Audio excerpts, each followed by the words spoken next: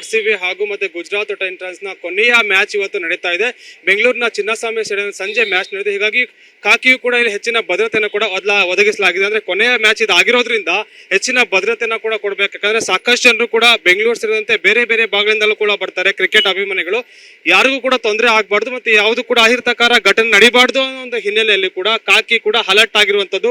Barricade ಗಳನ್ನ ಕೂಡ ಅಳವಡಿಕೆ ಮಾಡಲಾಗಿದೆ. ಕ್ರಿಕೆಟ್ ಅಭಿಮಾನಿಗಳ ಸಂಖ್ಯೆ ಹೆಚ್ಚಾಗಿರುತ್ತೆ. RCB ಕೂಡ ಫ್ಯಾನ್ ಬೇಸ್ ಎಷ್ಟು ಮಟ್ಟಿಗಿದೆ ಅಂತ ನಮಗೆ ಗೊತ್ತು.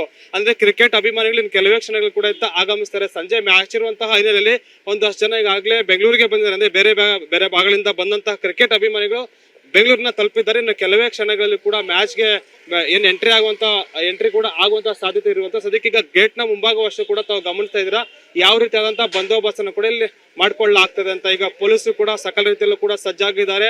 ಅಂದ್ರೆ ಇಲ್ಲಿ ನೋಟಿಫಿಕೇಶನ್ ಗಳನ್ನ ಕೂಡ ಹಾಕಿದ್ದಾರೆ ಮತ್ತೆ LED ವ್ಯವಸ್ಥೆಯನ್ನು ಕೂಡ ಮಾಡಲಾಗಿದ್ದಾರೆ. ಅಂದ್ರೆ ಇಲ್ಲಿ ಬರುವಂತಹ ಕ್ರಿಕೆಟ್ ಅಭಿಮಾನಿಗಳು ಕೂಡ ಅಷ್ಟೇ ಒಂದು ಎಚ್ಚರಿಕೆ ನೀಡುವಂತಹ ಸೂಚನಾ ಫಲಕಗಳನ್ನು ಕೂಡ ಅಳವಡಿಕೆ ಮಾಡಿರುವಂತದ್ದು. ಒಟ್ಟಾಗಿ ಇವತ್ತಿನ ಒಂದು ಮ್ಯಾಚ್ ಕೊನೆಯ ಮ್ಯಾಚ್ IPL ನ ಈ ಬಾರಿಯ ಬೆಂಗಳೂರು ನಡೆಯುವಂತಹ ಕೊನೆಯ ಮ್ಯಾಚ್ ಇದಾಗಿರೋದ್ರಿಂದ ಸಂಪೂರ್ಣವಾದಂತಹ ಭದ್ರತೆಯನ್ನು ಕೂಡ ಇಲ್ಲಿ ಒದಗಿಸಲಾಗಿರುವಂತದ್ದು. ಕಳೆದ ಬಾರಂತ ಆದಂತಹ ಅಹಿತಕರ ಘಟನೆ ಮತ್ತೆ ಮರುಕಳಿಸಲಬಾರದು. ಹೀಗಾಗಿ RCB ಮ್ಯಾನೇಜ್ಮೆಂಟ್ ಅಲ್ಲೂ ಕೂಡ ಅಷ್ಟೇನೆ ಮತ್ತೆ ಪೊಲೀಸ್ ಇಲಾಖೆಯಿಂದಲೂ ಅಷ್ಟೇನೆ ಸೂಕ್ತ ಬಂದೋಬಸ್ತ್ ಕ್ರಮವನ್ನು ಕೂಡ ವಹಿಸಲಾಗಿದೆ. ಜೊತೆಗೆ ಕೂಡ ಮಹಿಳೆಯರಿಗೂ ಮತ್ತು 12 ವರ್ಷ ಮೇಲ್ಪಟ್ಟಂತಹ ಯುವಕರಿಗೂ ಕೂಡ ಪ್ರತ್ಯೇಕವಾದಂತಹ ಗೇಟ್ ಅನ್ನ ವ್ಯವಸ್ಥೆಯನ್ನ ಮಾಡಲಾಗಿದೆ. VIP ಗೇಟ್ ವ್ಯವಸ್ಥೆಯನ್ನು ಕೂಡ ಮಾಡಲಾಗಿದೆ. ಮತ್ತೊಂದ್ ಕಡೆ ಶಾಸಕರು ಕೂಡ ಈಗ ಟಿಕೆಟ್ ಅನ್ನ ಕೊಟ್ಟಿರುವಂತಹ ಹಿನ್ನೆಲೆಯಲ್ಲಿ ಅವರು ಕೂಡ ಪ್ರತ್ಯೇಕವಾದಂತಹ ಕೌಂಟರ್ ವ್ಯವಸ್ಥೆಯನ್ನ ಕೂಡ ಮಾಡಲಾಗಿದೆ.